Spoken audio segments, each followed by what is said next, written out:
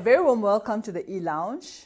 Are you a leader who aims to drive real growth for the people within your organization and at the same time deliver exceptional customer service?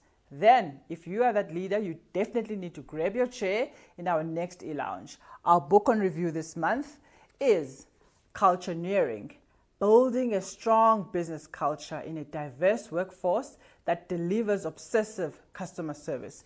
Cultureneering, penned by Ian Fuhr. Ian Fuhr is a serial entrepreneur, a founder of Sobe Group of companies, and most recently, the Hatch Institute. The Institute is a coaching, consulting business that is helping business owners and leadership teams. You can expect an insightful discussion between the author Ian Fuhr and our COO, Mr. Tsepo Hobe. It's about culture. It's about diversity and customer service. This e-lounge is one of our knowledge share platforms anchored on our values of learning and leadership. We do hope that you'll tune in, engage, and take away the knowledge from this great conversation. And always remember, those who desire to lead should read.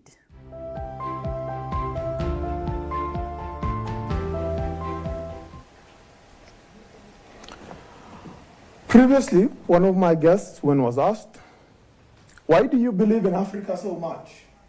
He said to me, "It is all I have." That stayed with me for a very long time. My guest today is a firm believer that South Africa is all he has, and he believes in fixing it to the level where he's written a book that deals with, in actual fact, if you have a faint-hearted, the first chapter is difficult to get through. But once you get through that, the beautiful part of the book appears. My guest today, Ian Fuhr, famous for many, many things. Those of you who are old enough to remember the old Kmart stores, which eventually then became Jetmart, that's the man behind the stores. Those of you who have just done their nails or did something that has to do with beauty in the last few days wouldn't have, at some point in time, would have touched the brand Sobe. He's sold the company now, and he's on to his new endeavor. And today he's here to share his experiences of so many years. He'll tell me a lot about that. Welcome, Ian. Hi, Tsepo. Thank you so much for having me today. Well, Ian, let's get right to it. Who is Ian Fuhr? You know, we know the Sobe brand, you know, Kmart, we know a lot of things, and you are a great voice in a lot of other spaces. But who is Ian Fuhr? Okay, well, I think that's an interesting question. It takes me all the way back to the beginning. I was born, just a very brief history, I was born in Vanderbijl Park. Okay. Yeah, just south of Johannesburg. And people say to me, "Why were you born there?" You know, and, it's a kind of a tough question. So I said because I wanted to be close to my mother. You know, she happened to be there at the time. Anyway, I was born there. My father was one of the founding directors of Russell Furnishers, and he moved to Joburg to join Russell's when I was about 4 years old, and then they sent me off to a Jewish school. Because I'm Jewish, they sent me to a Jewish school. The problem with going to a Jewish school is that you don't meet anyone else there. It's a very isolated sort of bubble of isolation, really. And so I grew up with all these people who were the same as me, with the same interests, the same religion, the same beliefs. And the problem there is that the powers that be in a school like that can manipulate the mind. And I was led to believe that we, the Jews, were the chosen people of God. So I thought, well, that's cool, nice that we got chosen. I'm not quite sure why or how, but that's what we started to believe, and I grew up like that. And then by the time I left school, I went into the army for my compulsory military service back in the 70s. And I met another group of people there that I'd never met before, which is white, Afrikaans, Christian males. And I came into the army believing that I was chosen by God. And I can tell you for sure that they didn't think so. And it was quite challenging. In fact, they told me that, we were the lowest of the low. And so I had a problem. And then they told me not only that, but they were the chosen people of God. And God had chosen them to come to the southern part of Africa and to fix it up and to make sure that the whites protect themselves from the black people. And so I had a big dilemma there. I was 17 and a half years old. I had no idea. And I had to ask some difficult questions, like, who's doing the choosing here? And why is he so confused? I realized at the time a very powerful lesson, that there is no one group superior or inferior to another. We're all just different, and the sooner we learn to accept and respect and tolerate our differences, the better off our country would be. And that is a principle that I've lived with ever since. So that's where I got my first taste of understanding superiority and inferiority. And then I successfully dropped out of university in my second year. That really wasn't for me. And I went into the music business. And I worked for a record company called Gallo Records for about a year, until my brother comes back one day from America. And he says to me, listen, I've seen this business in America called Kmart. And he said, it's a huge, big, departmental discount business. And we need to open up a Kmart in South Africa. He's about 10 years older than me. I was 22 years old at the time. No experience in business. I knew nothing about retailing or discounting or department stores. And then he said, but we have to aim it at the black market, because this is where the opportunity lies. And I knew even less about the black market. Ian, before we even get there, and for me, that what's intriguing about your history and the book as I went through it, the entrepreneurial spirit, I can see it. Your father being the founder of, what do they call it, of Russell's, or one of the founding directors. I can see that. But a lot of people who grew up sheltered, you were sheltered first from that end of being Jewish, and then being white, and then there's all of that, and then being from Vanderbilt Park, because that also is another level of shelter altogether. Now, and therefore, if you're from Vanderbilt Park, in you runs the water of the torrent Vaal River, so it can be temperamental and it's unpredictable. Now you go into business. And into business in a space that you know very little about. Nothing. Yeah, absolutely nothing. So the first slap in the face is you go to the army. And when you get to the army, I like the phrase you use in the book. They tell you you are lower than what? Lower than shark shit. Now, lower than shark shit. I've been trying to find something lower than shark shit. I've never been able to find anything in the world lower than shark shit. Yes. So now that happens, and it's the first, maybe the awakening. Yeah. Because there's what do they call it? My last guest spoke about, first the purging, and then you speak about the awakening, and then, the union, as you look at it from a religious perspective. But that's the first bit of the awakening, which starts the purging. Yes, right, exactly. Then you start Kmart with your brother. Yes. That is a story and a half. That finds you sitting around in Shebins in Soweto. So I was thrown into the deep end there, really. I was still very young and naive. And I think that entrepreneurial spirit which ran right through our family, all of my brothers and my father, all entrepreneurs. But, and it was a bit naive. I really was naive at the time. I didn't know anything. I even called the business Kmart. I didn't know anything about trademarks and registrations. And even worse, I used their logo, which would come back to haunt me sometime later, about 12 years when they took us to court, Kmart in America. But the point was that I was thrust into this thing, and I was the only white person there. My older brother was like the financier of the business. He didn't actually work in the business. He was the financier, and he brought a lot of expertise, but he didn't physically work there with me. So I was the lone white boy there. All the staff were black people, and all the customers were black. And so we opened it with a hell of a bang, because my brother said to me, listen, we have to cut the prices to get people in. And I said, okay. And I went and I cut the prices lower than anyone had ever seen any prices. And half of Gauteng arrived. I remember those catalogs. Yeah? Yes. It was a mayhem in the house when the Kmart catalog came out. You know, I knew my mother brought this thing and she wanted to check it out and everything else. And people came, and of course you must remember we opened in 1976. We were supposed to open, believe it or not, in June 1976. And because of the uprisings, we postponed it for a few weeks, and then we opened up in July.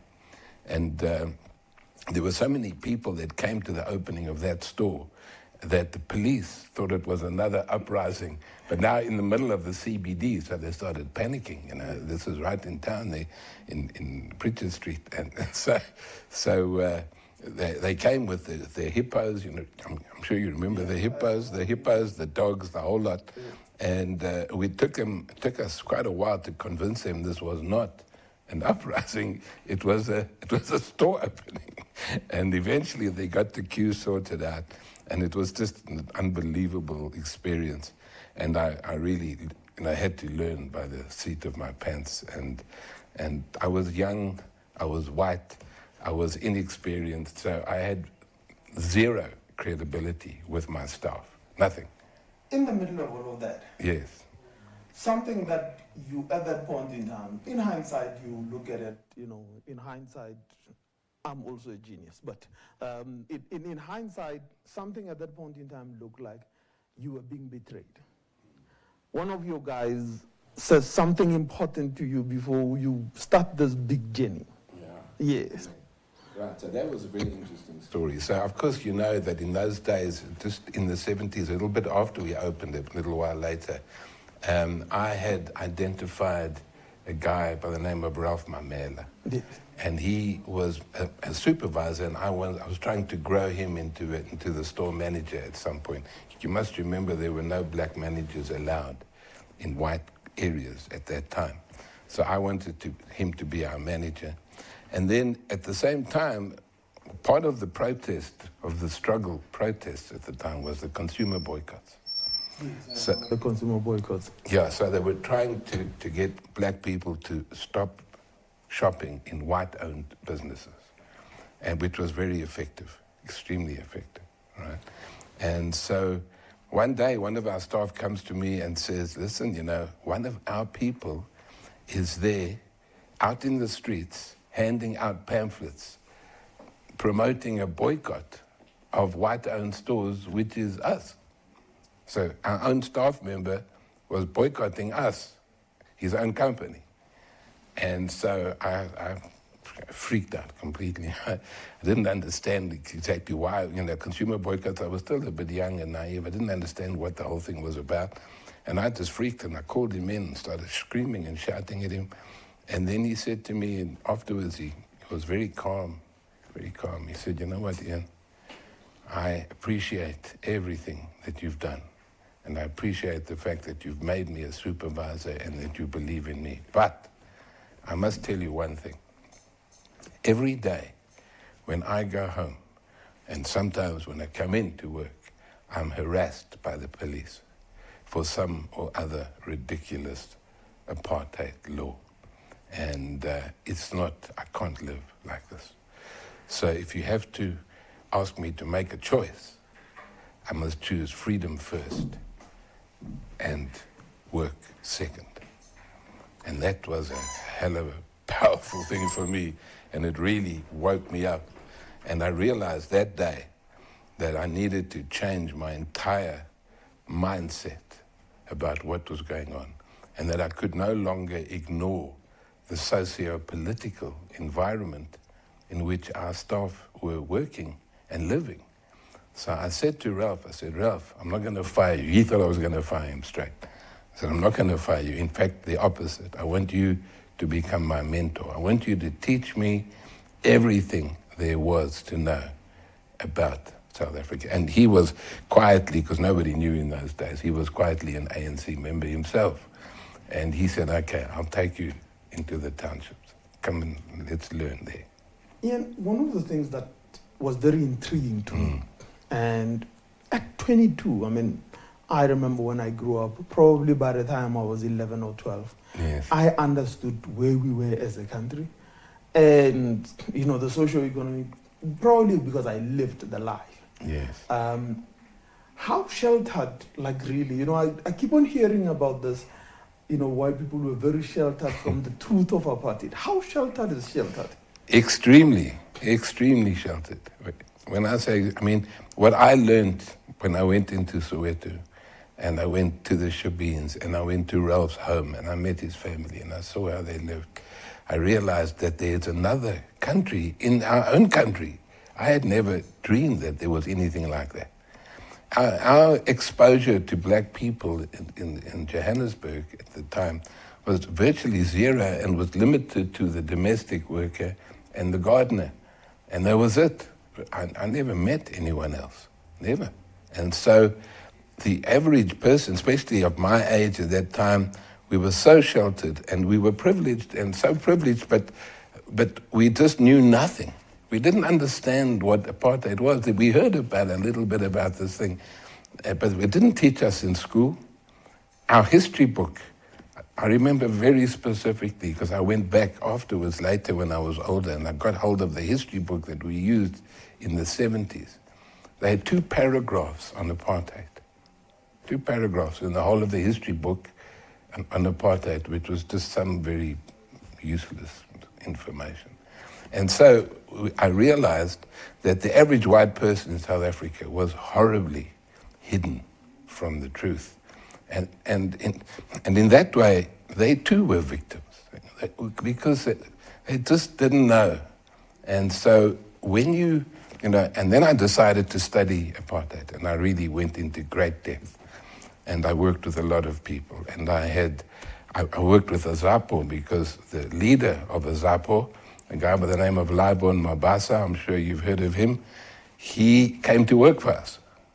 He was working for us because he had just been released from prison. He was banned from public gatherings, and so he came there. And he was introduced to me by one of my colleagues by the name of Letsatsi Mosala.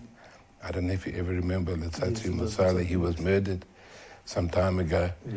And he was my colleague at the time, and he brought Laibon in. And so these guys were teaching me about black consciousness and about Steve Biko. And so I was learning, and I was learning, and I was learning and absorbing. And then I could see that there was such huge manipulation of the mind.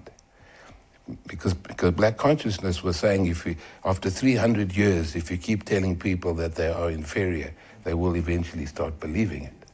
And so I started to realize that I had to change my own mindset and how I managed people in the business, and to take into account all of the external factors that were impacting on people in the organization, which I'm still doing today because there's a lot of it going on. This is interesting to me because I remember in early 2020, and you would say, what would have happened in 2020? When the pandemic hit, there's a new breed of people who are sheltered from, it's not the ills of apartheid, but the poverty that is out there. I remember I was sitting in one of our, estate directors meeting, and there was this panic that people are going to come in taxis, and therefore in those taxis there's going to be infections about COVID and all stuff like this. And I found it to be very strange because now it's no more a black-white thing. It's an us and them type thing.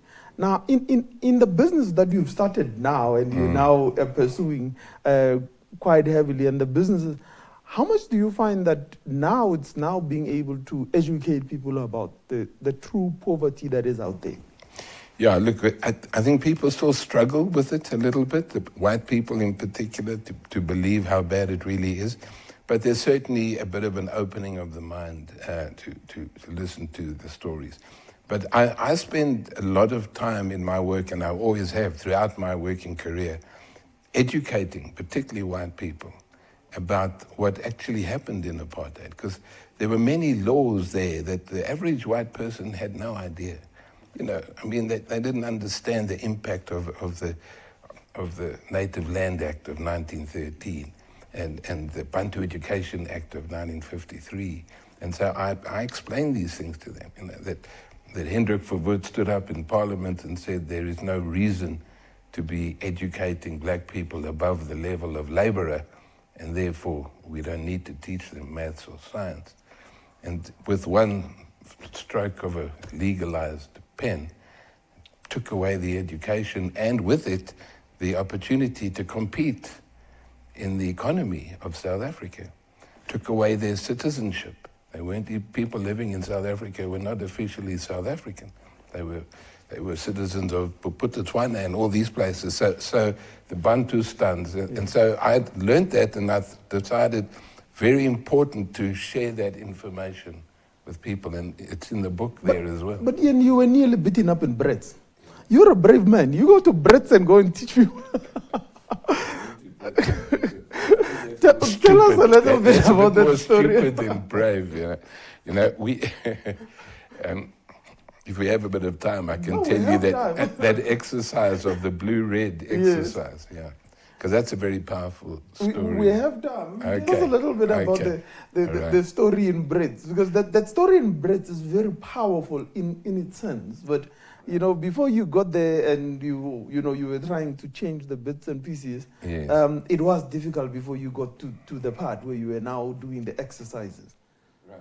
So there are two exercises. The one was what happened in Brits, but there's another exercise which I'd like to share very quickly with you, which I think has been powerful, was the blue-red exercise. Yes. I think it's also in the book. It's in the book. And that really helped people to open their minds. So what I would do, just very briefly, is I would manipulate a workshop into two groups, people that liked red and people who liked blue. And then I put up a little slide to say that there's a personality difference between people who like red and blue.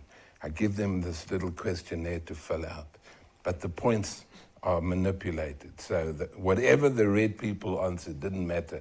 They got the low scores. Yeah. And the blues were going to get the high scores. And immediately, the slide says blue people are clever, they are patient, they are innovative, they are entrepreneurial, they are just wonderful. Oh, they're beautiful people. The red people are terrible. They are horrible people, they're argumentative, they're always angry, they complain a lot, etc., etc. So immediately the red people start complaining. They say, this is rubbish. I said, well, you see, you're complaining already. We haven't even started. So I'm just reinforcing the whole thing. And then, you know, over and over, I give them a puzzle to do. The blue puzzle is simple. You can do it in 2 minutes. The red puzzle, you'll never get it right. It's impossible. And so the reds, they're starting to believe now themselves that the blues are better than the reds. And we reinforce that message over and over again. And then we get to the tea break, and there's two tables. I said, now the reds must go to the red table, blues must have tea at the blue table. The blue table, it looks like a big function. There's cake and biscuits and cups and beautiful, magnificent china and everything. The red table's got nothing. It's no tablecloth, just polystyrene cups with tea that's already been poured and cold. And so the red people get very angry, and now they're going to the blue table and they say, listen, we want your food. It sounds like South Africa. Well, exactly, we want your food. And then the blue people are defending that. They push them away. They say, no, this is our table.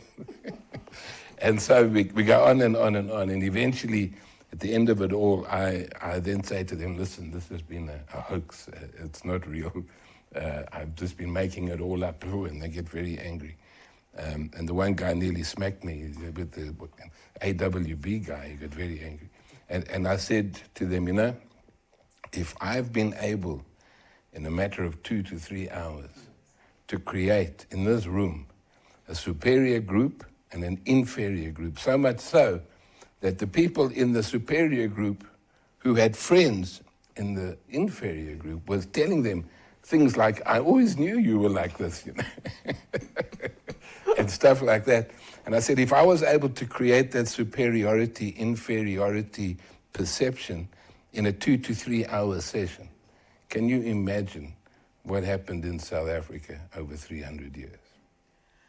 Ian, you know, I kept on looking through the book and looking through the book, and I'm going, but this book is about leadership. And I've intentionally left the name of the book out of the conversation because it is the intriguing name of the book that eventually puts everything together. But you're a 22-year-old. You discover all of these things. At what point in time do you discover this magical formula of purpose and values? Yeah. It's interesting because I can't remember exactly when that was, but as I went through my various entrepreneurial ventures, from Kmart all the way through, because I started a race relations consultancy in Labour Link in 1991, and so as I went, I was starting to develop and realize the importance of culture in the business, and that everybody had to feel a sense of belonging. That was the fundamental thing. If people do not feel that they belong, it's unlikely that they're going to deliver great service to the customers. And so that was the realization, the link between culture and service. Because at the end of the day, we're trying to deliver service. That's why we're in business. We're there for our customers. That's always our purpose. Purpose can never be about money. Money is always the result. It's never the purpose. Purpose is always to do with customers. So if you're going to deliver great service to the customers, you have to create an environment which is conducive to that. If people are not happy, if they don't feel that they belong, if they don't feel they're treated with respect and dignity and equality, how would they then go and serve customers? What's going to motivate that? So I realized that early on, and then I said, right, we're going to work on culture. Culture is everything. If we get the culture right, then we can get the service right. And so that's built up over time. But Ian, as you're consulting now, I mean, this is a hard sell. You know, traditional business says money first, people second, or even people will come after the assets and what do they call it? Yes. And after they've counted everything else. Right. And as you showed in one of those spreadsheets, you know, the personal cost is counted between rent and and something else. It's a cost that sits there. Yes. And the new paradigm of being able to see the people as the assets. Yes. It's a big change in leadership. I mean, this book is about leadership. Absolutely. And it's a huge change because traditionally people have always been perceived as a cost burden. You know, salaries. As you say, salaries are on the expense column, in between rent and stationery. So it's like saying people are nothing more than a pencil or a staple or whatever it is. It's just a cost.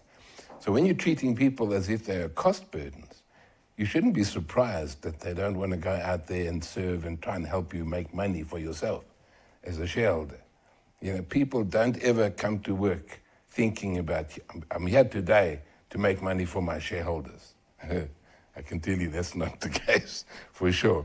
So if we want to start seeing them to feel that their contribution is valued, they must be seen as assets. And that's why I always say, put people first, and the profit will follow. But when you're focused on the profit and you're treating people as a cost burden, then you're going to struggle to get the productivity, the service, and all the other things that you need to be successful in business. There's then the part where you say, fine, you can build a culture, but the leader must develop first. And that's an important issue, Ian, because we tend to forget the leader, the person who must now manage this culture and champion it. You refer to them as cultureneers, the person who drives this, what do they call it, this value proposition. Now, but there are things that leader must get over first, and in their self-development. And it's quite you've turned the issue on its head. Because now suddenly you're saying, yeah, I want to, just like in ISO, to be leading this thing from the top, but you have to change first. Exactly. How much pushback do you find in that? But before we get there, let's talk about this change that you believe, that we actually, truly in the book you say, if you don't sort out these things, things like the blockers. Yes. You're right. Okay. So what happens is, we always go back to race relations and racial polarization. Because that is, in my view, and not everyone else's view, but in my view, racial polarization is the #1 challenge we have in South Africa, and will be for some time still. So we are asking white managers, mostly white managers, obviously that's changing a bit now, but predominantly we still have white managers at the top in the economy right now. We're asking white managers who come from this polarized this polarized background of privilege and of all of the things that have been in their psyche, in their unconscious biases, and we're asking them to go and transform their companies. Transform your company. Transform the people. But we forget to ask them to transform themselves because they are the problem. The leader is the problem. If they haven't been able to identify their blockers, their unconscious bias, their prejudices, their stereotypes, and all of those things, if they haven't been able to do that, how on earth can they transform other people? They don't have the credibility. So we always say that the leadership should have the moral authority to lead. You don't have a structural or power-based authority. You have to earn the right and the respect of your people. You can't just say, I am your boss, you must do what I say. Well, you can do that, but it doesn't work because then you use fear and intimidation to try and motivate people. Whereas if you have the moral authority to lead, you are trusted and respected, and you have shown the ability to change yourself first before you go out and change anyone else, then you have a chance. You know, I heard a fantastic saying recently that said, yesterday I thought I was clever, so I tried to change other people. But today I became wise, and I tried to change myself.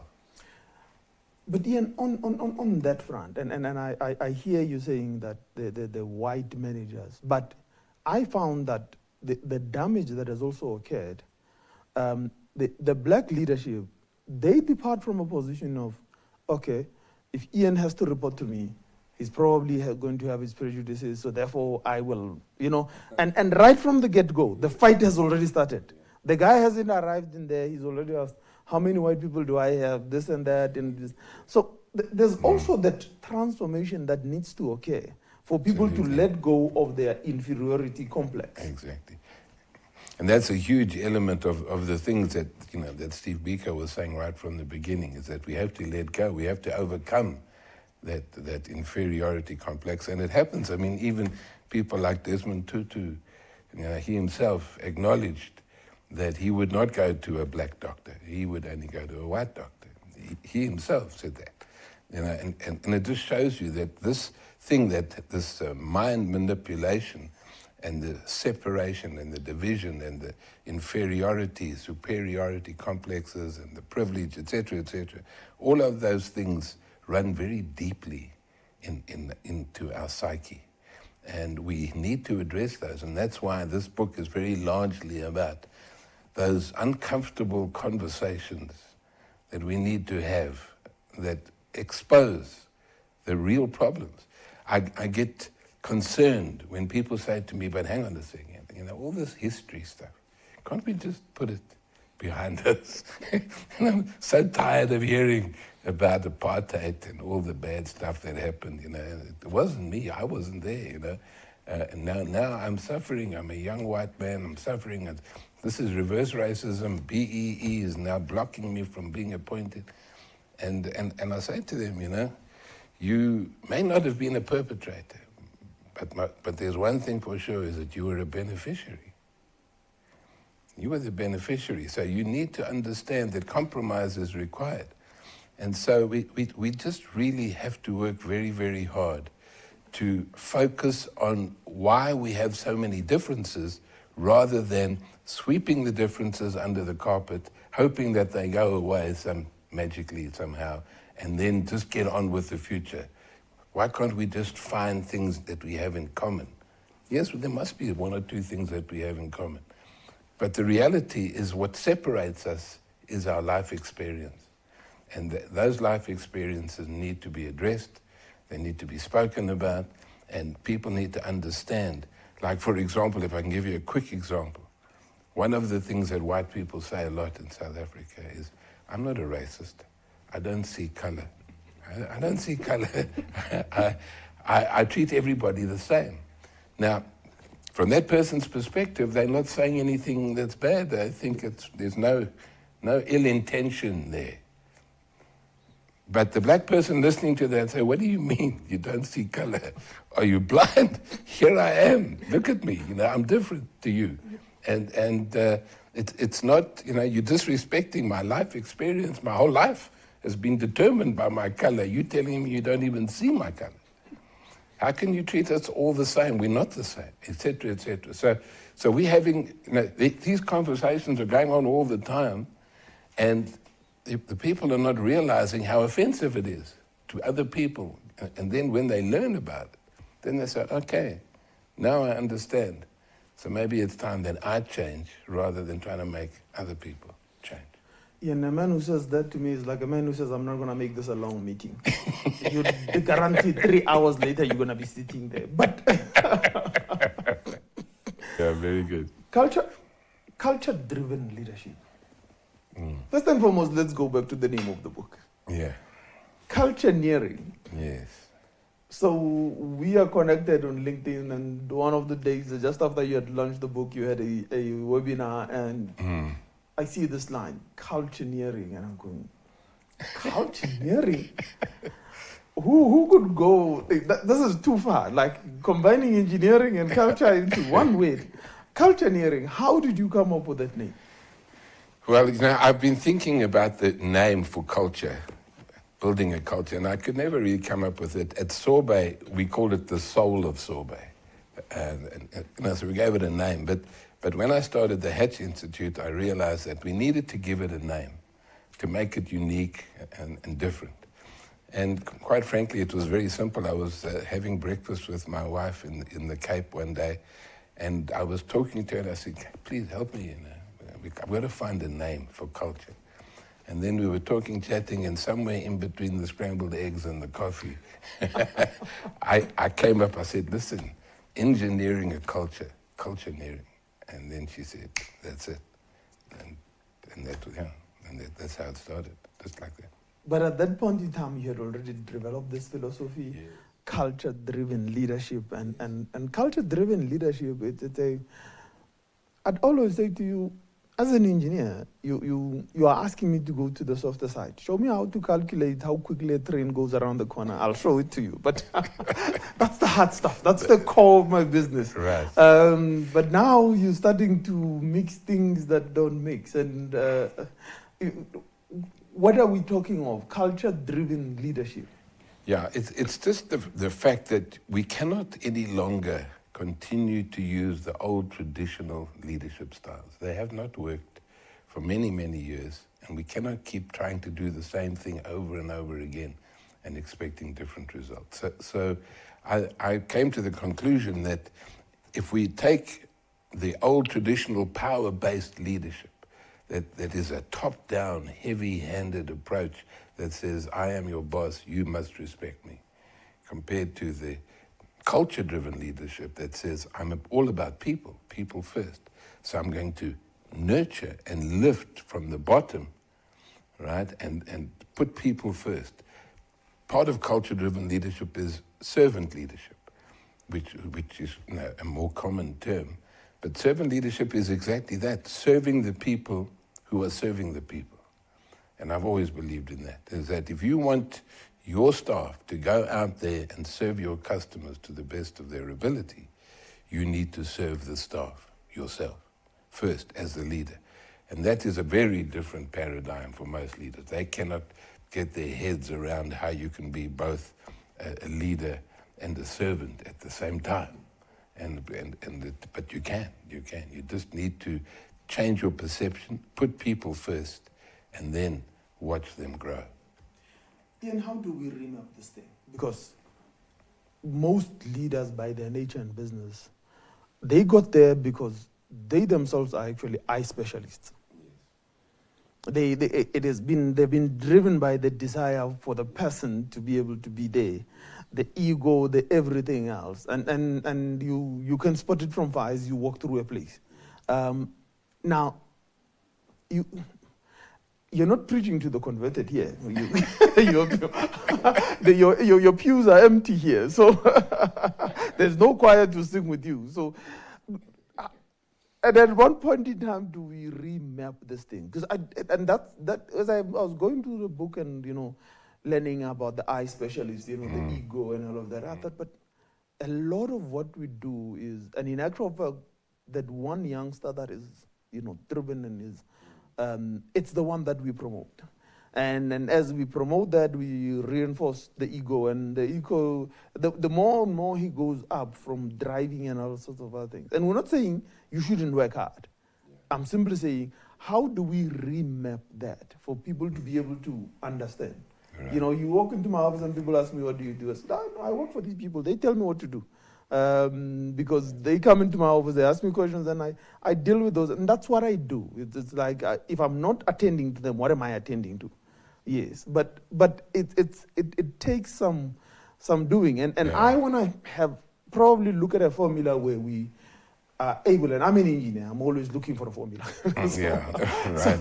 And it's not as simple as that, I know, but could we find between the balance of the ego, the eye specialist, and start embedding this culture quite early, especially in the manner in which we develop our leadership academies?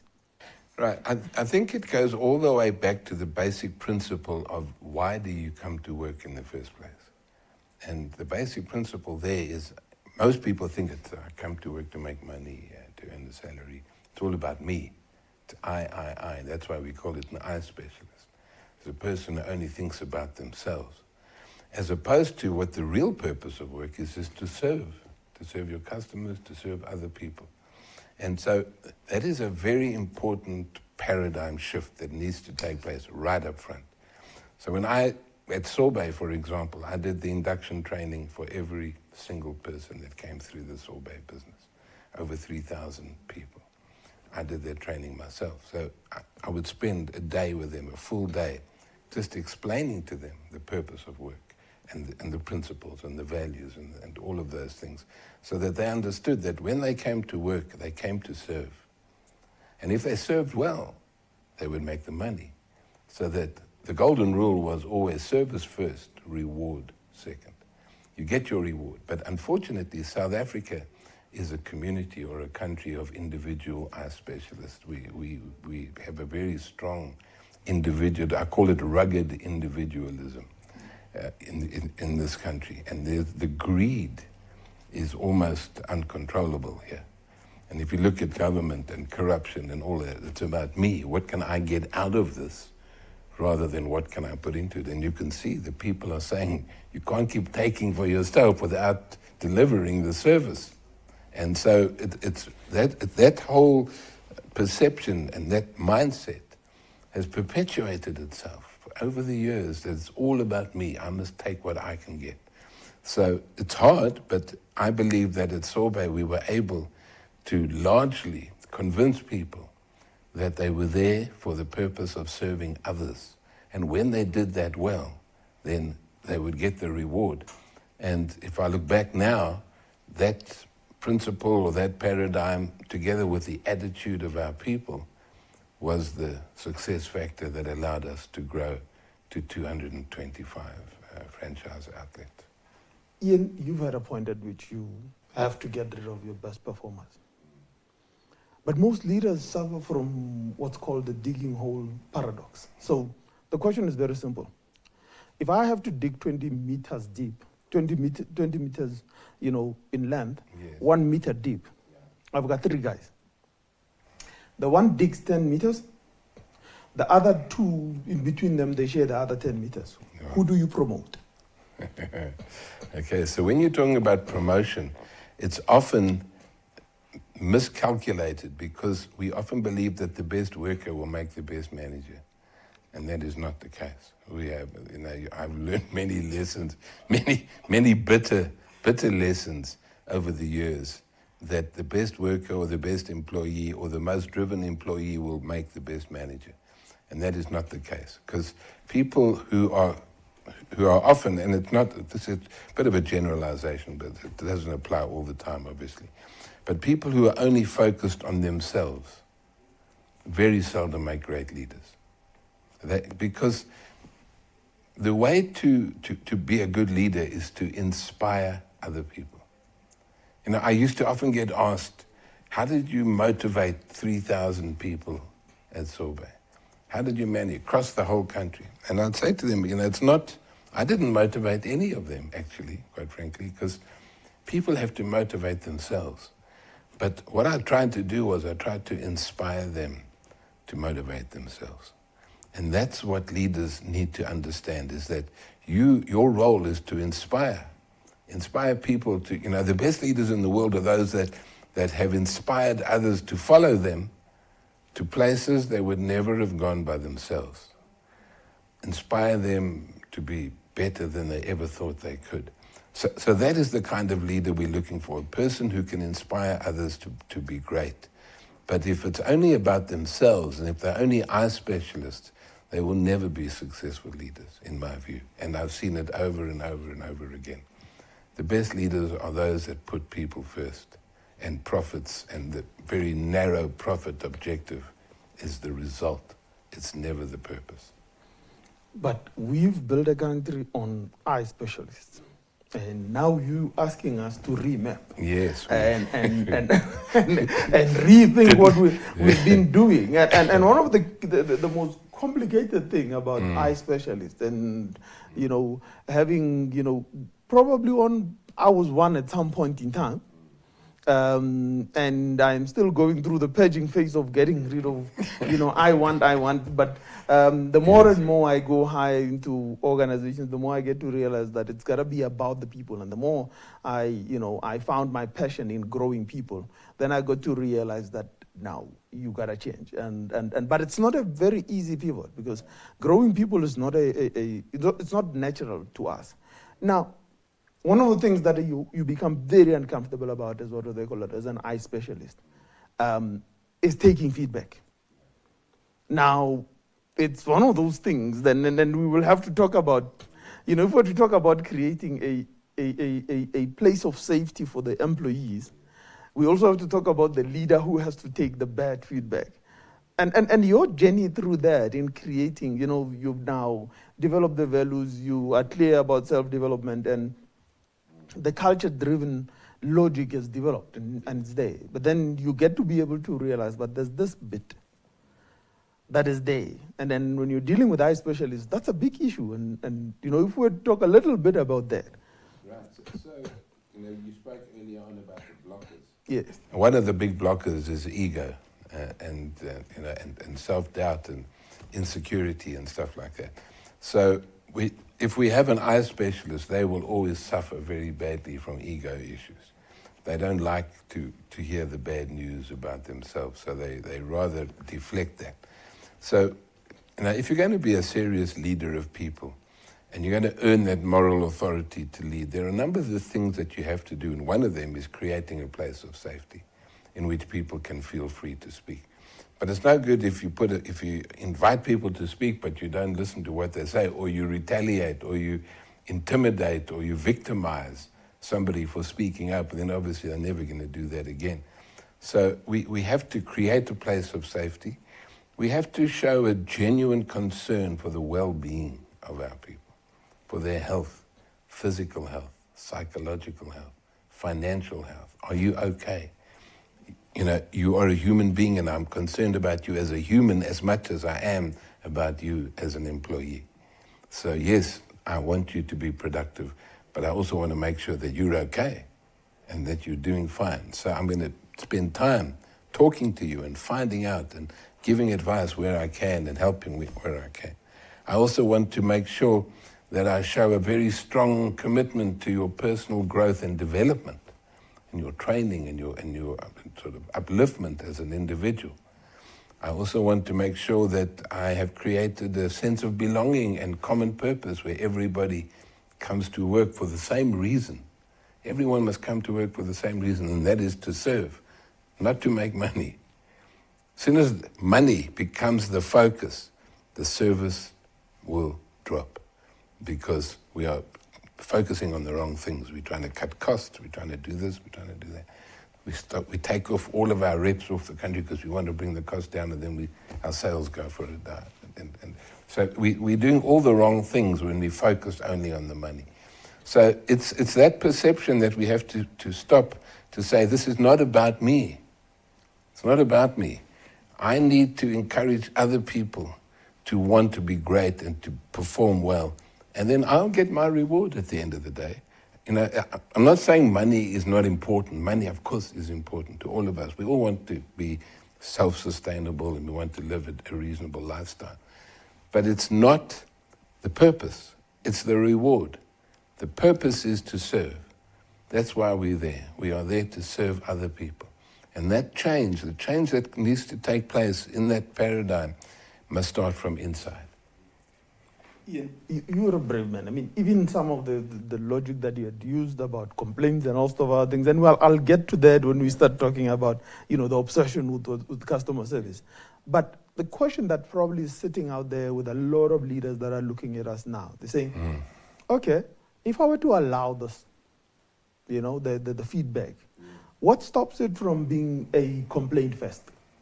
Right. What stops it from just being spiraling down further and further? The more bad I hear, the more I react badly, and the more you know, the people react badly. So what stops it from being a moan fest? Right. Okay. So people are afraid of that. Obviously, you know, leaders don't like that. So, but at the same time, if you don't invite feedback, if you don't invite feedback, what are you going to have?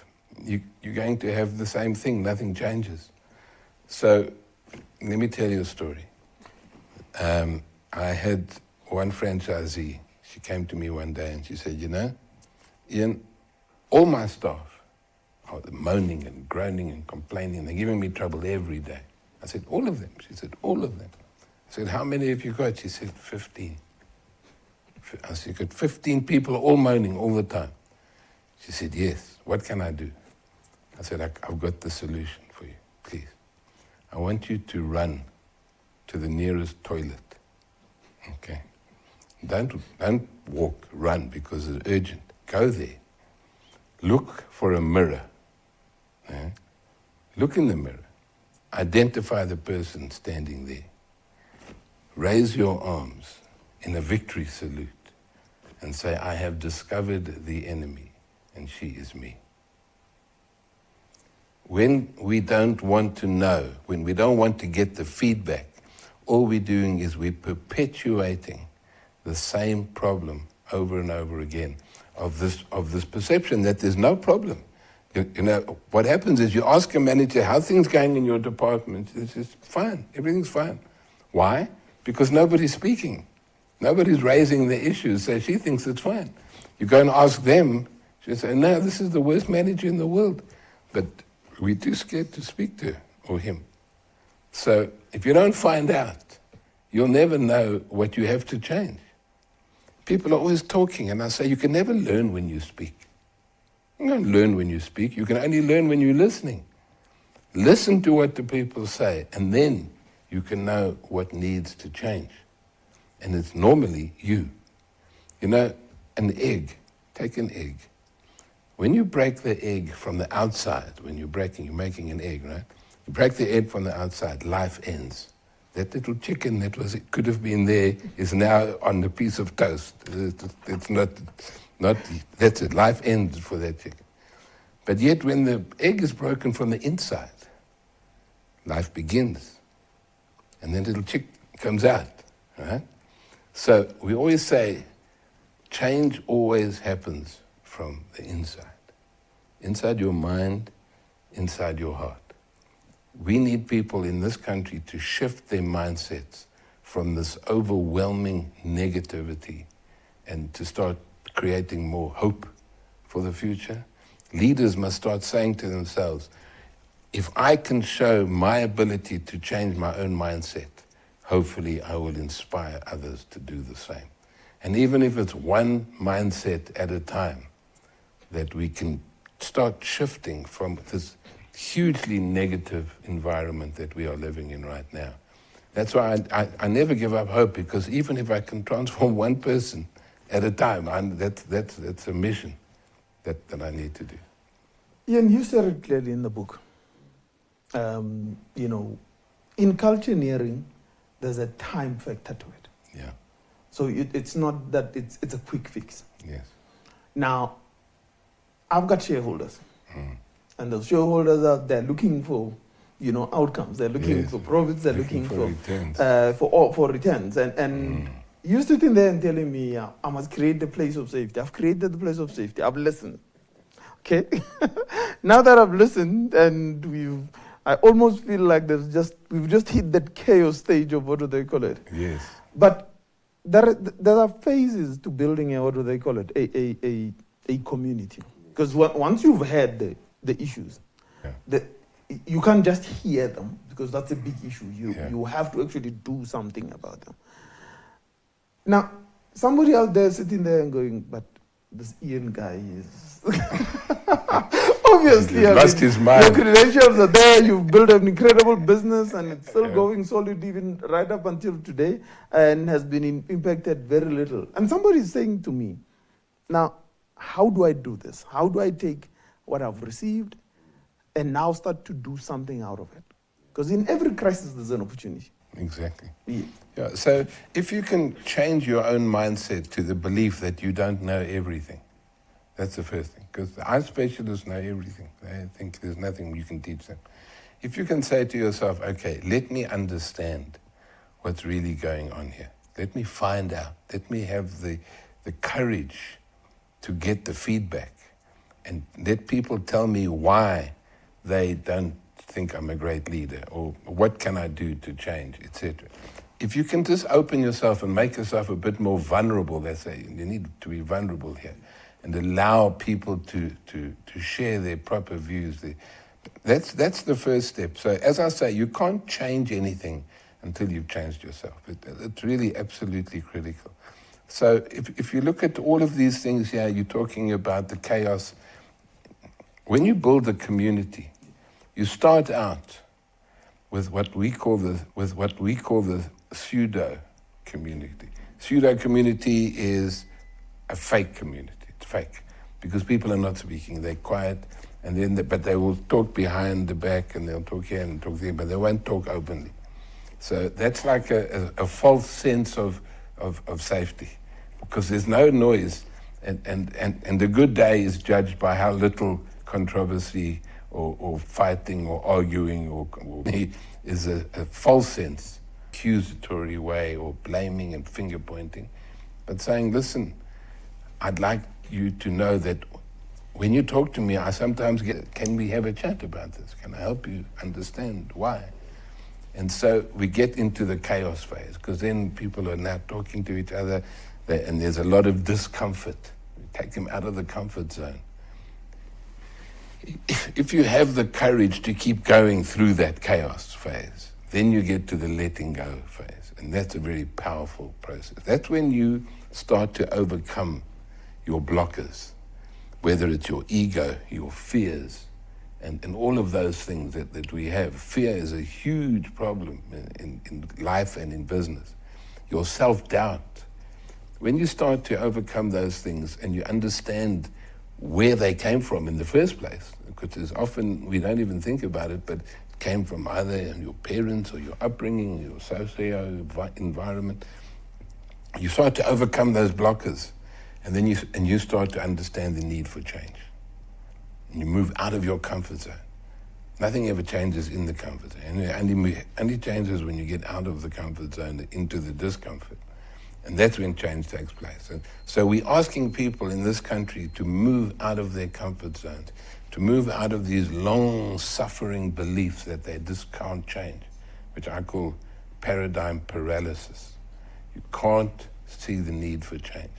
Then ultimately, if you can let go of these things, let go of the belief that one group is better than another. Let go of that, and just open your mind to a new life, a new world view, and then eventually you get to true community where you can really have respect and trust and build those things and create that place of safety where people can speak freely but without fear and do all those things. And then if you get that right, you get the sense of belonging. And with the sense of belonging comes the common purpose, which is the service. And with that, we can deliver obsessive great customer service. That's the process that we want to be going through. Ian, I can see the people out there rolling their eyes. In my pseudo community makes money. I'm sitting there and playing devil's advocate. Yes. My pseudo community makes money. Yes. You know, my bonuses in the year before has been very decent and all sorts of other things. And everybody's happy here, you know. That's what they're saying. It's like, why do you want to start this dust? And what is the unique value proposition that then says to me, I have to go into the spiral, let go, and then build a true community? What is the value that I can actually get out of this? Because it makes money as it is right now. So if you're looking at it from the point of view of the business makes money, the question is for who? Makes money for you because you are the owner, or is everybody sharing in your wealth with you? Because if you're making money for you, then I don't think you've got a great business. Because at some point in time, your people are going to say, no. All the money that we make goes to him.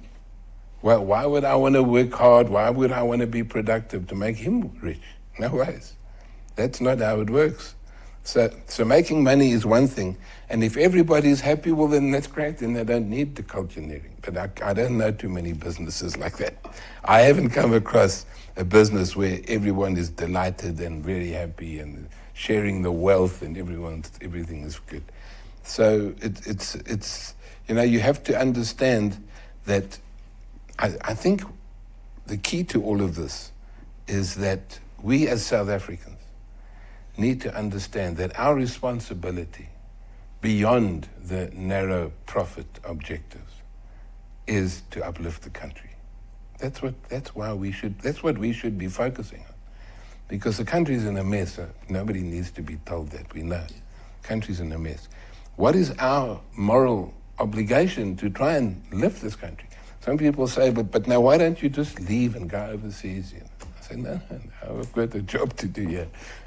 We have to find a way to get people to shift their mindset to the point where I'm not only making money for this company and for shareholders and for myself, but I'm here to help uplift this country and to recreate employment, all the employment that has been lost.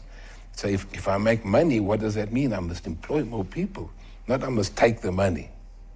So I know it's a different viewpoint altogether, but I think our moral obligation, you know, is to uplift the country and to create equality. If we cannot do that, I shudder to think what that inequality gap is going to look like if we fail to do something about it. It's just going to get worse. The looting and the unrest is going to get worse, and I don't know what will be achieved. One of the things you say in the book that I was quite intrigued about, because, you know, I used to have a boss that says if he goes to a course and he learns one thing, that was a good course. Me, if I learn one thing from a book, that was a good a book. You redefine shared value. And you're saying the current notion of, you know, our shared value means we all have to act like we're all the same and not celebrate our diversity. That's quite a strong statement then. Yeah, I absolutely, and this is one thing that back in the 90s when I was with labeling, I was very anti the shared values, because that was the popular theme at the time. Let's find the shared values so that we can all move forward together. I don't believe that shared values is the answer. I believe it's nice to have some shared values, but we have some natural shared values. We all, you know, we want to have happy families, we want to raise our children, you know, everybody, regardless of who you are, there are some shared values. But that is not going to take our country forward. What's going to take the country forward is when we start to deal with the differences and the problems and the polarization that is being created. That's what we have to be focusing on. So shared values for me is a quick fix, sweep stuff under the carpet approach to trying to pretend that we're all the same. It's like assimilation. You know, the dominant culture of an organization wants the people coming in or working there to be assimilated into that culture. there lies the problem. So now we have a white male culture in the business, okay, and now we want all the other people to behave like white males.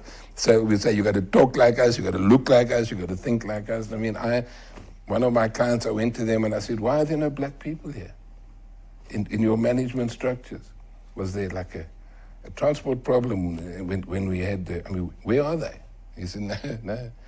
He says, we can't find any that think like us. And I said, no, we have a big problem here. If you want to make people think like you, that is the exact opposite of what we want to achieve in South Africa. We want to, as you say, celebrate the diversity, allow people to be what they are. I mean, I come across many black people in companies that say, I'm really trying to change my accent. What? Why? Why? Because then I think I'll fit in better. That's rubbish. I say, listen, man, you must own your accent. That's your accent. Don't change it to make someone else happy or to feel that you fit in. We hear human resource people coming out of meetings and say, we've got to employ that woman. Hey, she speaks perfect English. So I say, but what happens if she can't think straight? She might be able to speak English well, but she might not be a a lot of them, plenty of them. That's good English, but they can't think straight. Yeah, they can't think straight. So it's what happens. It's the whole process of assimilation, of trying to get people to fit into a culture. And what we need to do is we need to create the culture that accommodates the people. It's the opposite. Exactly. Turn it upside down. Don't force people to be like you. Create an environment where everybody can be themselves and be proud of who they are and to make that contribution in the business, which we know they can. And so it's, again, just about everything in the book turns things upside down. Yeah, and I think let's clarify that. You're not saying shared value is wrong. You're saying we've implemented the wrong version of shared value. Yes, yeah. Because the book in itself talks about shared value. And shared value in itself, it's when everybody makes money to be able to empower everybody. And that's true shared value. Not a shared value where some other culture must disappear and therefore, because we have all the same values, then that's shared value. And I think that's what had been building in the past. But the new movement that we're now implementing, and ultimately, I mean, for us, we've developed our own purpose as an organization, and we have our values, and the shared value is the common purpose to which we drive the intent. So when we're saying to somebody, we transform spaces, people and the economy through mobility, then you are able to see that this is the shared purpose of why these people gather together every day, be it virtual or being together. But Ian, I'm sitting there and going, Ian, man, I've just learned about employment equity. You come here with this cultureneering business, and in the middle of all of that, I've just learned to be able to just simply pick up the phone and call Martha and say, Martha, how are you doing today? I'm not even comfortable about it. And now you saying to me, no, but that's the right way to go. Because COVID in itself has thrusted us smack bang in the middle of what you're asking us to do in this book. Yeah, no, it's a difficult time. But employment equity is absolutely critical if we're ever going to create any kind of an equal country here, because the redressing of the imbalances, and I know I have big arguments with people about employment equity, and they say, no, it's not right, it's not fair, look what you've done, it's reverse racism, etc., etc. And I say, no, this has nothing to do with reverse racism. This is to do with redressing an imbalance that needs to be addressed. The fact that employment equity hasn't worked out as well as we would have liked it is a pity, and there's been a wasted opportunities there. But the principle of black economic empowerment, in my view, is absolutely correct. We need to do that. And white people need to understand that they must compromise. It doesn't mean they must now give, people say, all right, must I give my house away now and my car? I say, no, we don't have to do that. All you've got to do is understand that if we don't uplift people, the consequences are too ghastly to contemplate.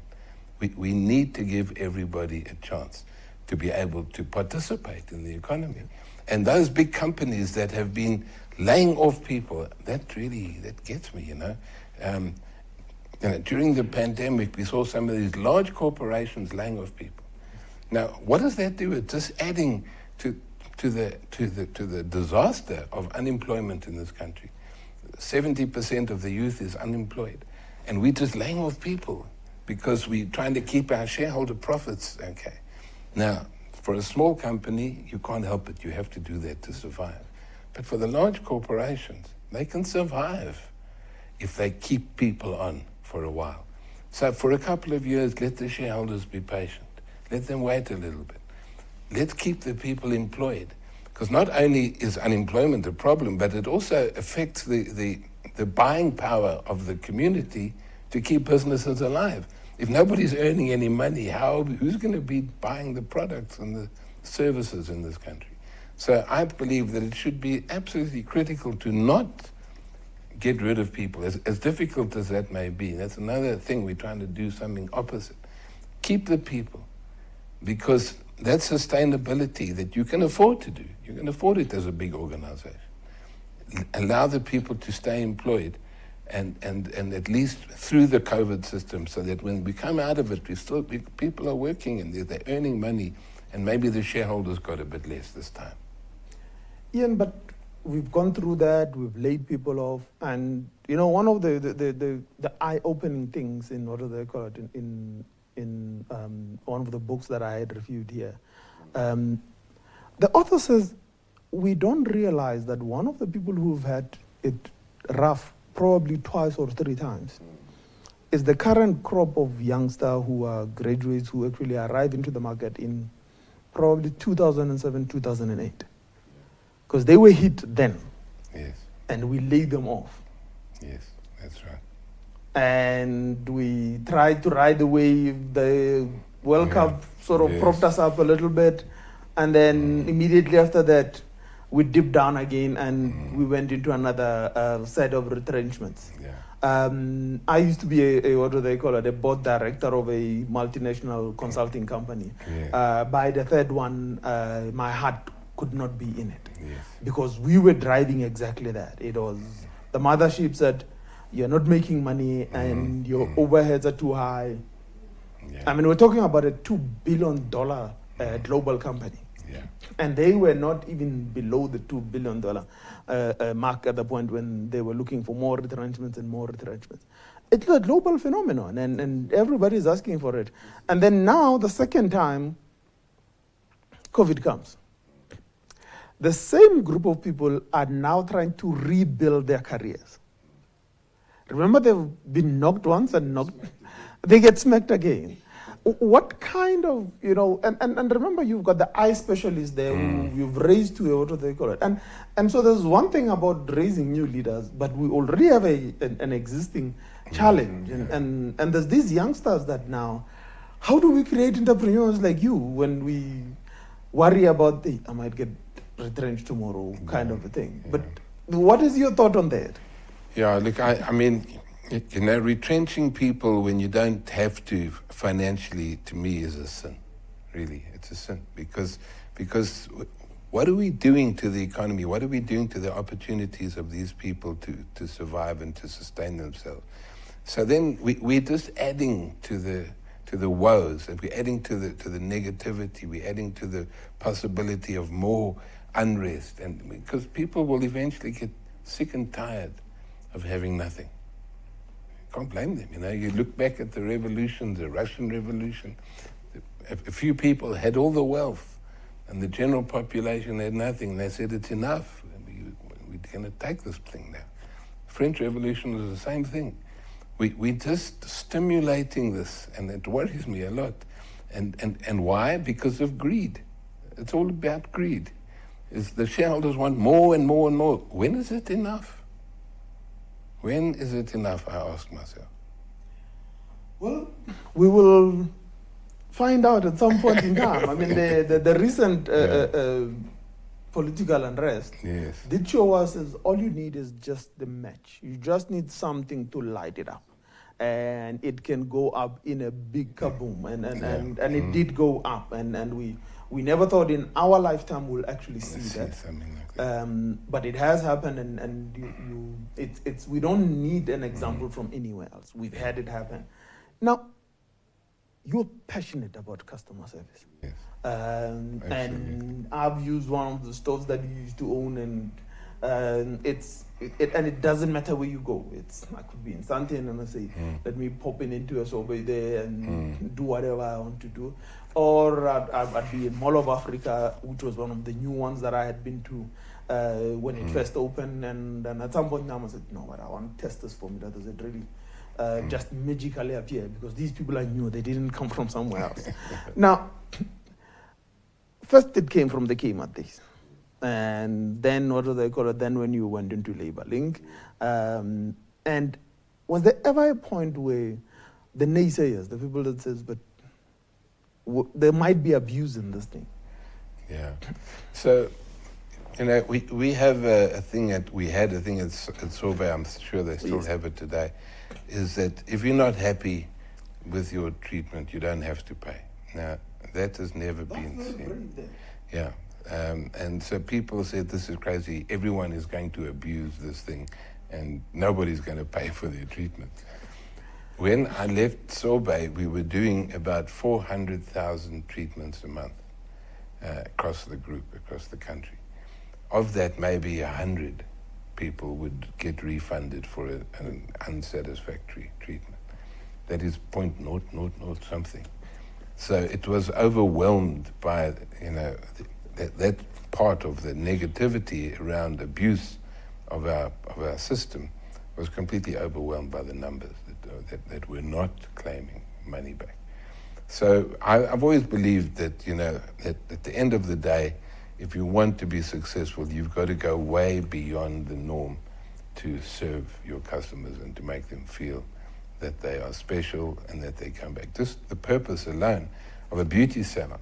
Why do people go to beauty salon? Because they want to feel good. That's all. You went to Sorbet Man maybe because you wanted to come out feeling good, and that's exactly what it is. So we were not selling treatments or products. We're selling a feeling. That's what you're selling. When you work out what your purpose is, the purpose should always be, how are you going to make your customers feel? What are they going to feel when they experience your product or your service? And so that feeling, we called it Get That Feeling. We didn't say what the feeling was, but the feeling was about feeling good, coming out of a salon feeling better than when you went in, and coming out with a sense of self-confidence and self-worth and some self-esteem. That's what we're selling. So every business needs to work out, how is my customer going to feel when I deliver a great service? Because that's our purpose. But Ian, how do you find, in this case, you used to call it the soul of Sorbet. Yes. How do you find that soul of your business when you cannot define that? I mean, to you it was very simple. You want to give the person a feeling. Yes. You want to get them to feel great about what they have. A lot of businesses sell products. Yeah. And they don't have, or maybe product is a very loose way. They don't actually have the ultimate product that the customer takes away. And in your consulting, how many businesses do you meet? You look at them and you go, you guys don't know what you're selling. Yeah. Well, that's just the thing, in that it's very often the case. We did an exercise with a bank once some time ago, and we said, what is your purpose? What are you guys selling? And they said, no, our purpose is to be the best technical bank in the world, or in South Africa, and we need to be ahead of the other banks and this and that. And we said, but now what about the customer?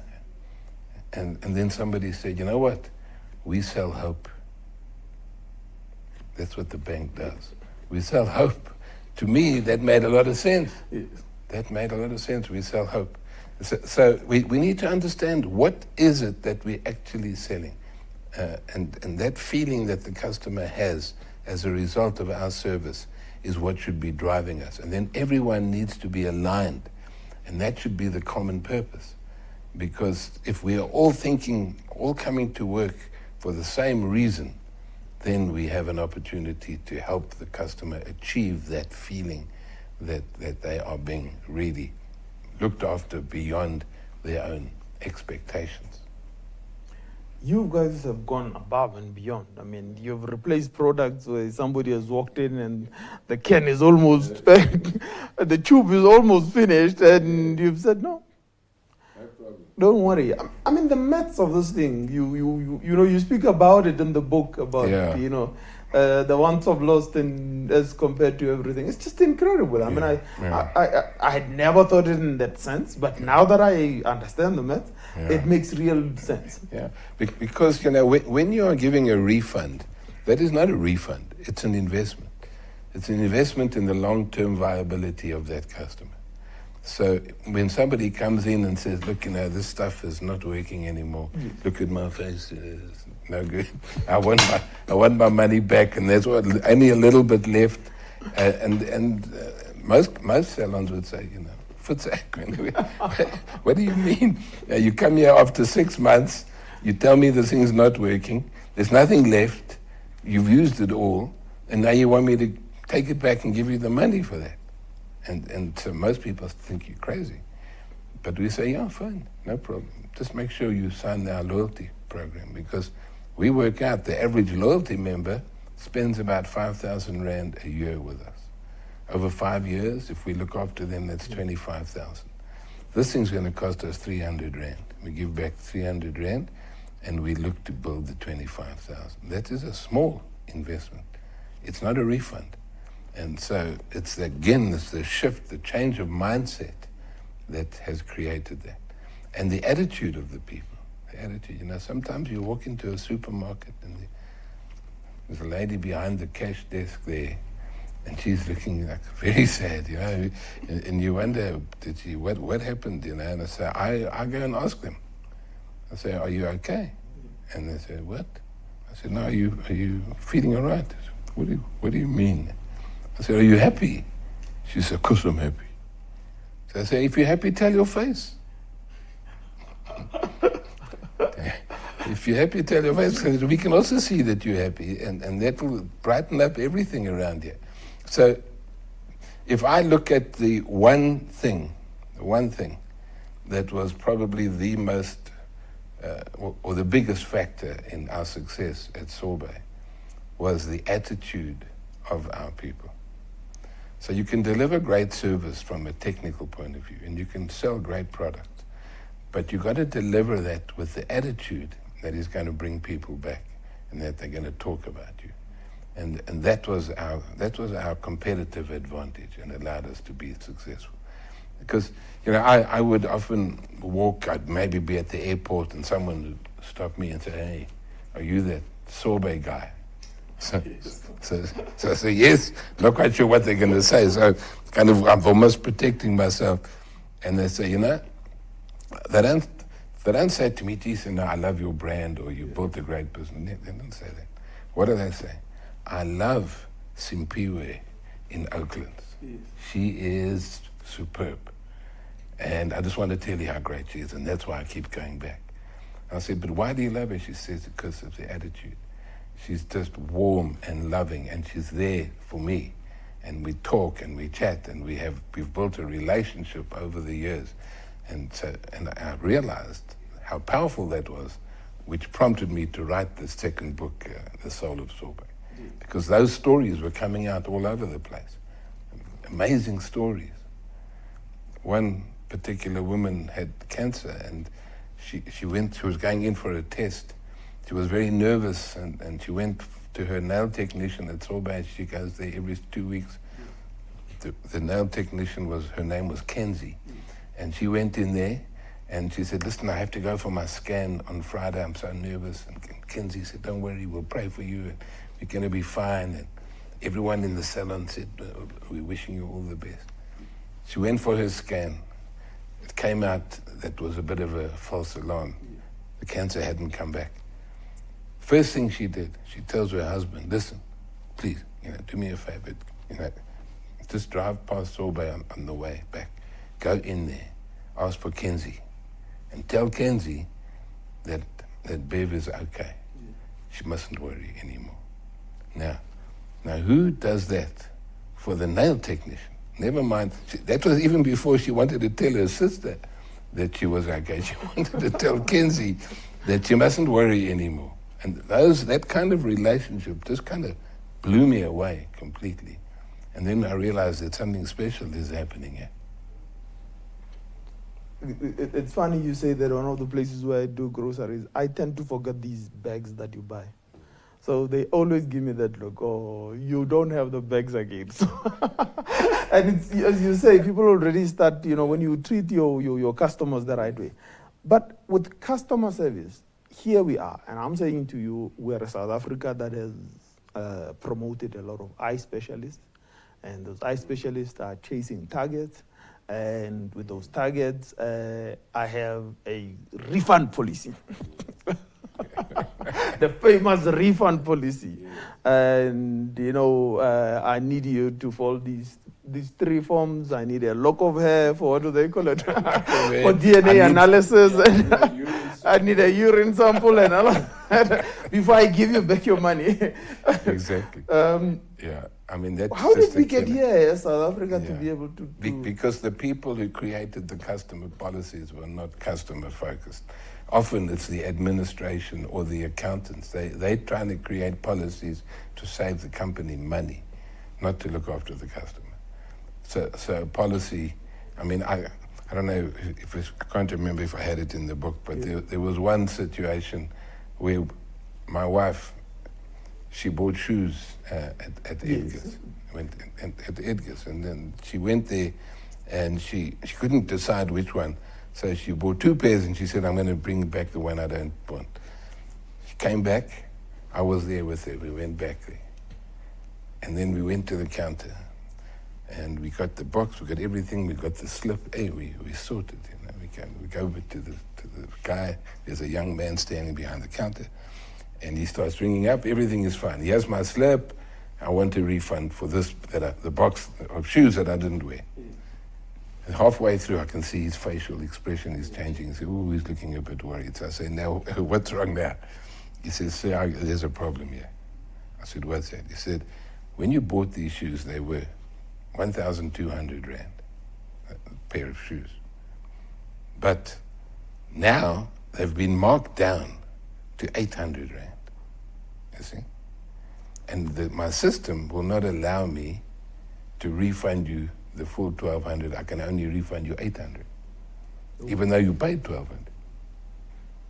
The system won't allow me to do it. So I said, no, but are you joking? He said, no, I'm not allowed to joke. I said, what, this is rubbish, how can you do this? So I said to him, I tell you what we're going to do, because there was a big sign above there that says customer service. I said, bring me a ladder, please, a step ladder. He says, what? He says, where do you want a step ladder? I said, I want to take that sign down. I want you to get up there, take the sign down. You got the wrong sign up there. There's no customer service going on here. And then while you're busy bringing the sign down, I'm going to write a new sign here that says system problems. You put it up there. And then he started to get in it. He thought I was losing my mind. So he called the supervisor. The supervisor came, said the same story. I said, who wrote this policy? He said, I don't know. This is the policy that's been here for years. I said, well, can you go and find him? So he said, no, I don't know who he is. I don't know where he is. I said, well, I need to find out the person who wrote a policy that says the system is more important than the customer. That's the bottom line. And eventually they gave me like a gift card of 400 Rand to make up the difference. But still, a policy, sometimes we put into our customer policies things that are not good for the customer. That is like complete insanity. Why would you do that? There shouldn't be any rules. We have a no rules policy.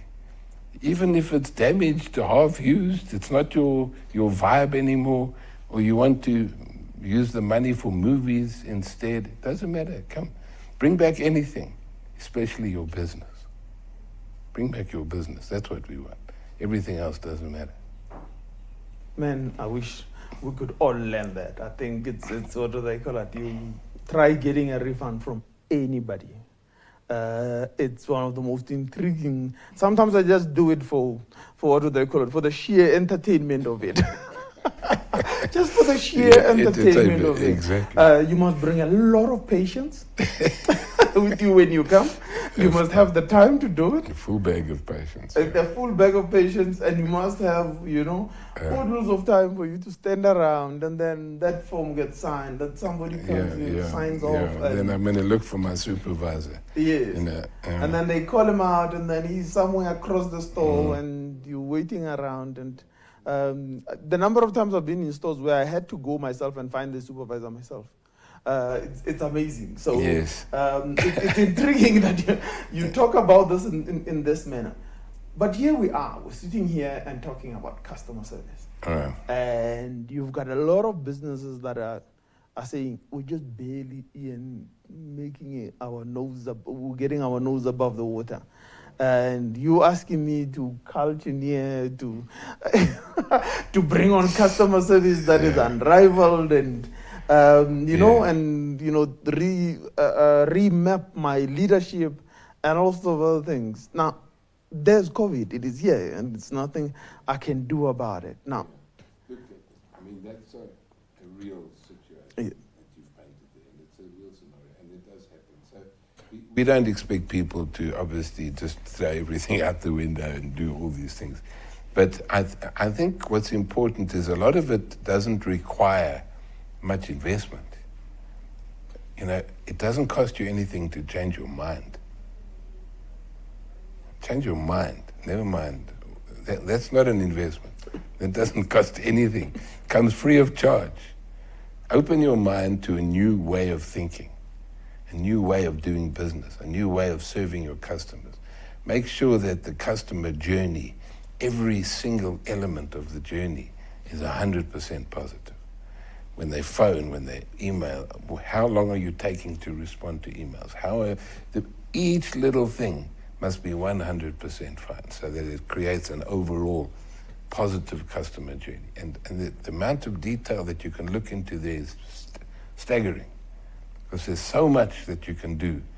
Just pay attention. And again, that doesn't cost money. It's just changing the way you do things and opening your mind. That's what.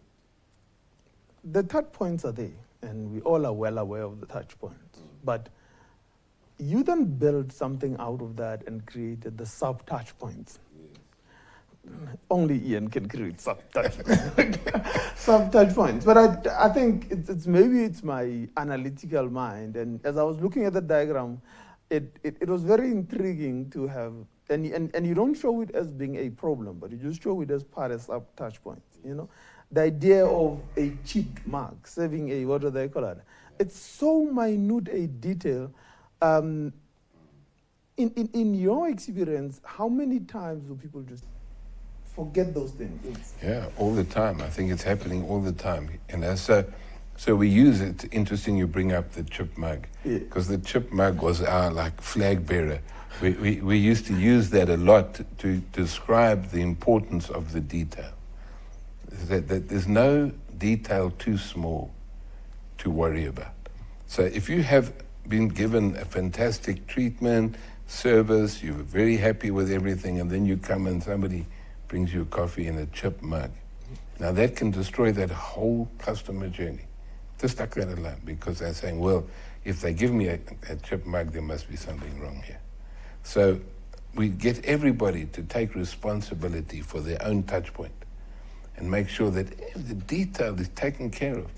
It's even whether it's the toilet paper in the toilet, whether it's the music that's on, whether it's the air conditioning. There's millions, hundreds and hundreds of things that we need to be focused on. And we call it the detail. The retail is detail. You need to take care of the detail. Every single item must have the price on it. Nobody wants to pick up a product and not see a price.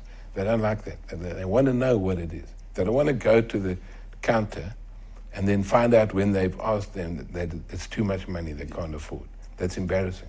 So every single item must be priced. It must be laid out. We mustn't find one item hidden behind another one so that you can't see it. It's just, You know, I used to walk around at supermarket. That was the name that we changed Kmart to. And we used to walk around and think, and if we ever found a product that was hidden behind another one, we would all stand there and give it a minute's silence. So that product could rest in peace, because it was dead there. There was no way on earth that anyone's ever going to see that thing or buy it. It's dead. So we would stand there and get everyone to bow their heads and say a little bit of a prayer for that thing to rest in peace. So every detail, every single detail. So in essence, the biggest challenge you have had and in all of this is for us to be able to say, but how do you actually develop this sense of minute detailing? It's just about explaining to people the importance of that customer journey and the customer experience and what it is that we're trying to achieve. Because if we are trying to get people to feel good about themselves, then every little detail is counting towards that. It's all aligned with that purpose in mind. And that's what we need to be doing. Now, with all of that understanding, and I still go back to the issue of COVID and the challenges that we've had so far, yes. and all of that, it's about us being able to say, how do we find the customer experience in the middle of all of this? Because we're sitting with a very, very challenging experience, and how do we move towards what do they call it? Towards us making sure that we can be able to develop beyond the COVID constraints. Yes. Look, you know, I mean, COVID, just what it does is it just pours more attention on the importance of the customer journey. Because people, we are struggling to deliver the customer journey, but if we have any sense of feeling or empathy for the customer, they're also struggling. And this is the time to impress them.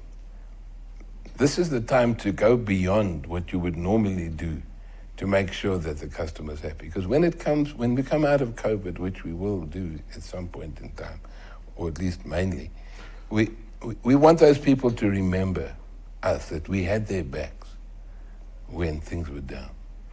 You know, people, helping people out. Like I work with one insurance company, insurance broker.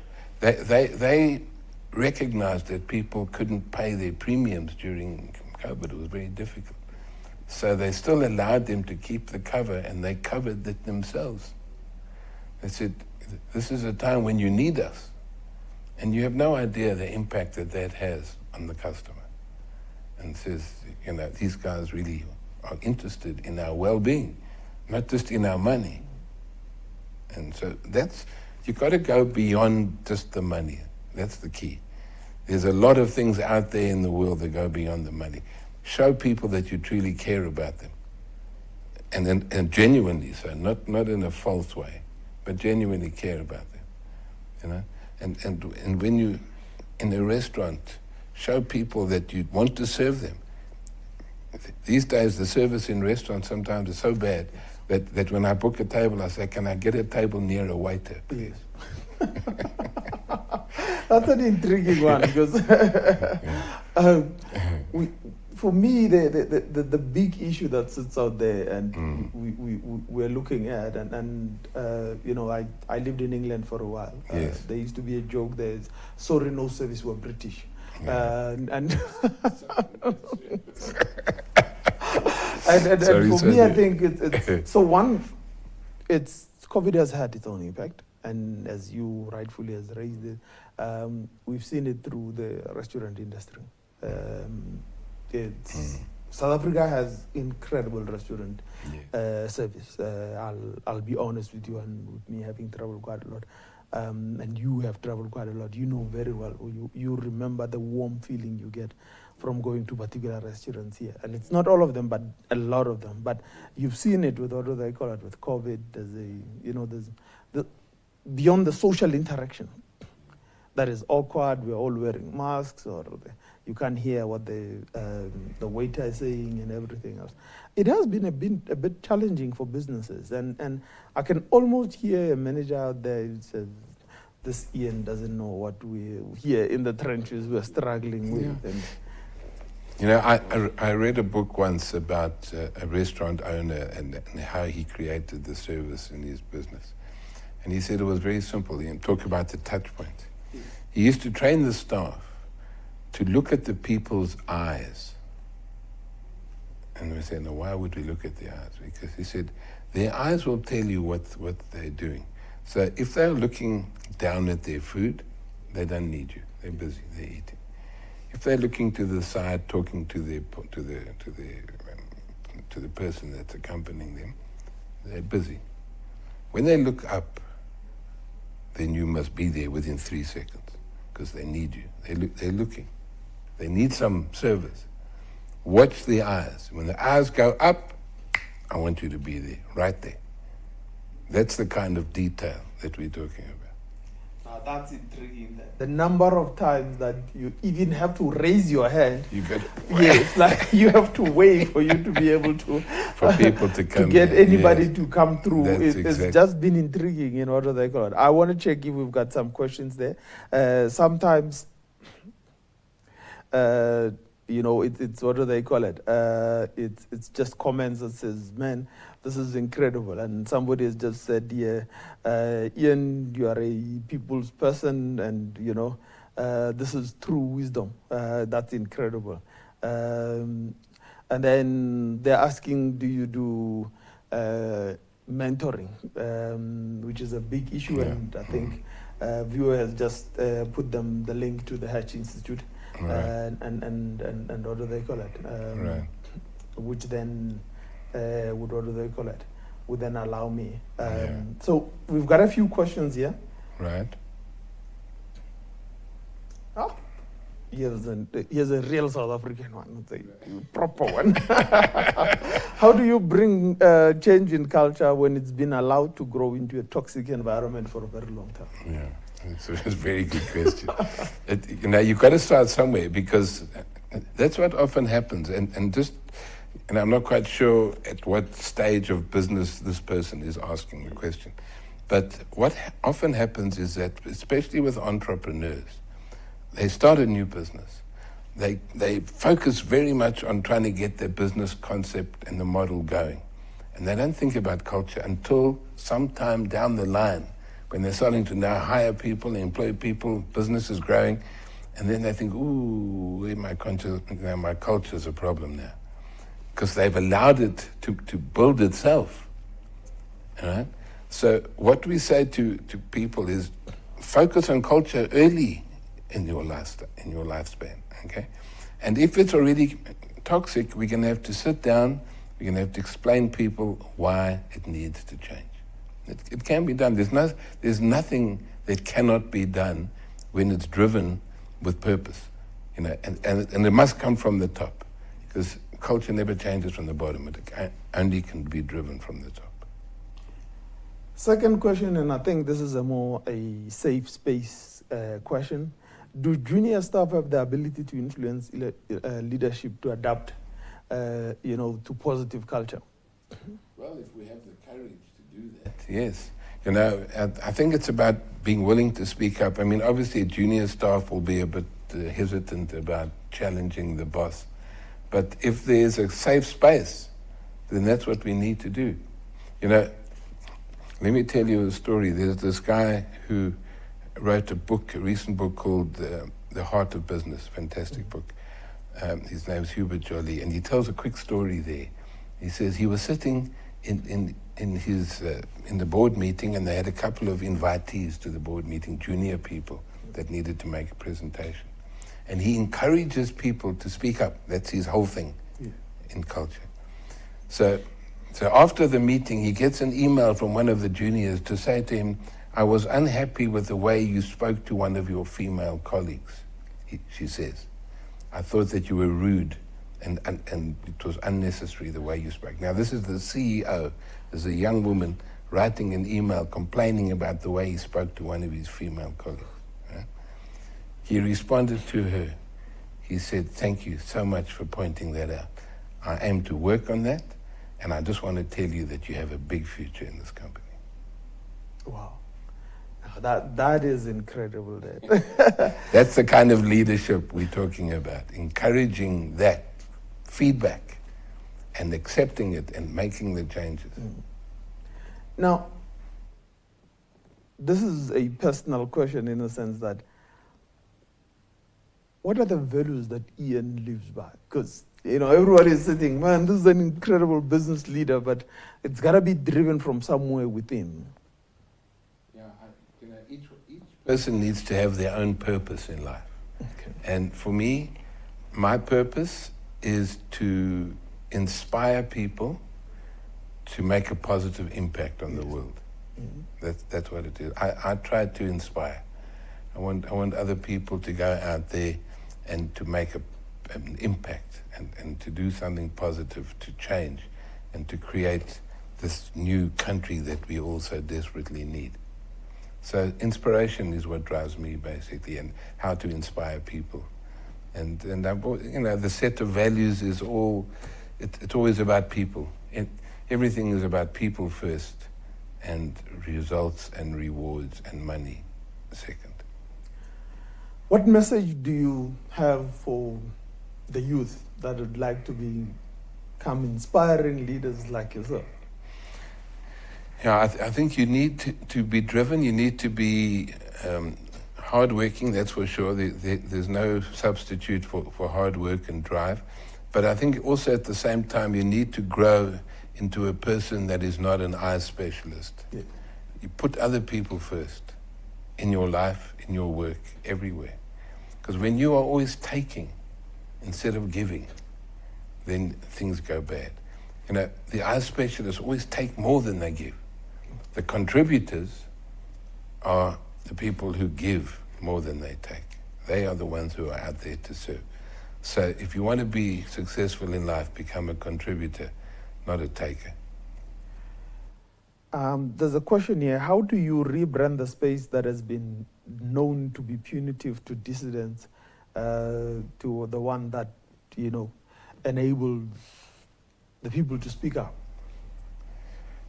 I'm not sure that I understand the question. So how do you, a place that had been, you don't speak up, if you speak up, then you're in trouble. You are in trouble, and how do you then create a safe space? Okay, it's just about changing the leadership, and because that's all about leadership. Yes. Leadership is responsible for creating the space. If they cannot change themselves or change their mindset or overcome their blockers, then that's not going to change.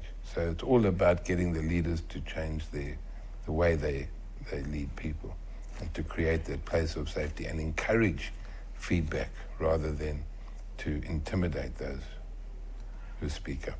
Somebody's been having good fun here. He's saying, how's the case study in the last chapter of your book going so far? So they've been reading it. That's with the iCapital group. Yes. It's going very well. In fact, I'm busy now. In fact, tomorrow, funny enough, I'm busy negotiating with them for next year already. So this is now a 3-year project that we carry on. So it's, Cultureneering is not an event, it's a journey. Ian, you are but just one individual. Now, as you're building your business, the H Institute, how are you going about in, building new leaders? And then this question comes to how do you do individual coaching? And I do a lot of individual coaching. In fact, at the moment, I do more individual coaching than anything else. So all of the clients that I work with, their leadership teams, every one of them is having life coaching with me. So it's self-development coaching and leadership coaching. So on a one-on-one basis. That's what we do. So I do a lot of that.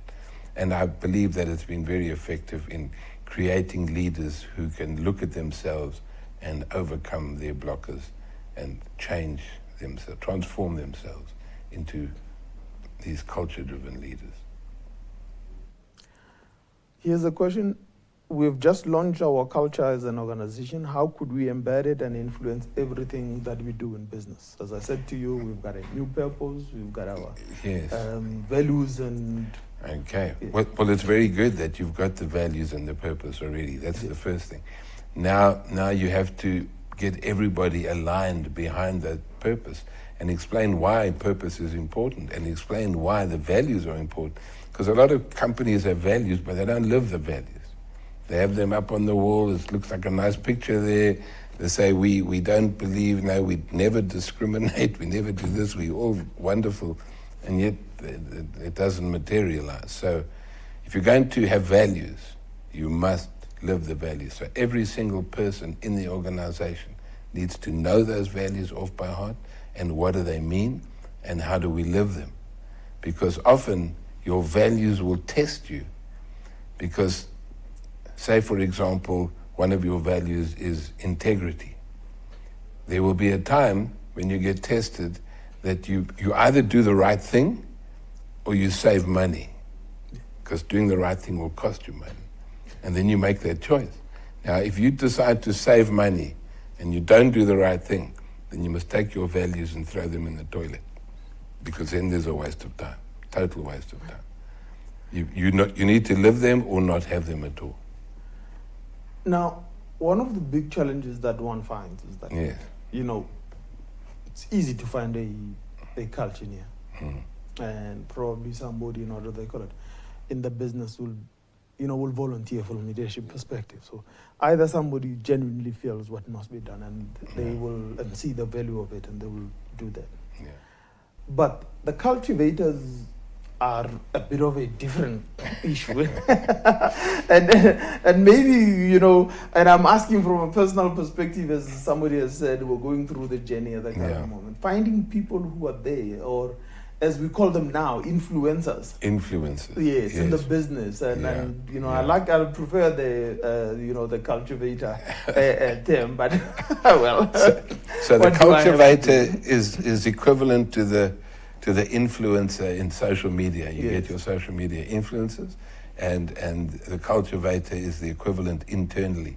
So it's a person who has a positive attitude, who understands and believes in the purpose and the values, and is willing to share that enthusiasm and to inspire people that they work with. So it's an internally driven system of cultureneers and cultivators. Because from an outside perspective, you can't, as a coaching business or a consulting business, always be running things on behalf of the company. They've got to start taking over that themselves. So we create a cultureneering committee with cultureneers that are driving the thing internally. And then the cultivators are people who are working in the departments and are busy influencing people within to be more focused on customer service, on purpose, on values, and those things. So they are there to influence and inspire improved service, better attitudes, and the right way of thinking. Strangely enough, Ian, this is the model we've always used to adopt new technologies. Why do you think it's so hard for us to do it with culture? Yeah, because, you see, I think a lot of people believe that culture doesn't have a direct impact on the bottom line. They think it's a soft, fuzzy, wuzzy thing that you tick the box, you call HR in, and you say, come and do culture work, and then you tick that box, okay, we've done that now. But now we focus on the money again, you see. And so when people say to me, how does culture impact on the bottom line? My answer to that is culture is the bottom line. If you don't have a strong culture, your bottom line is never going to be great. So that's the thing. We have to change the mindset to culture is just about human resources and a sideline issue. To culture is an integral part of the strategy of the business and is in fact the bottom line in terms of success for you.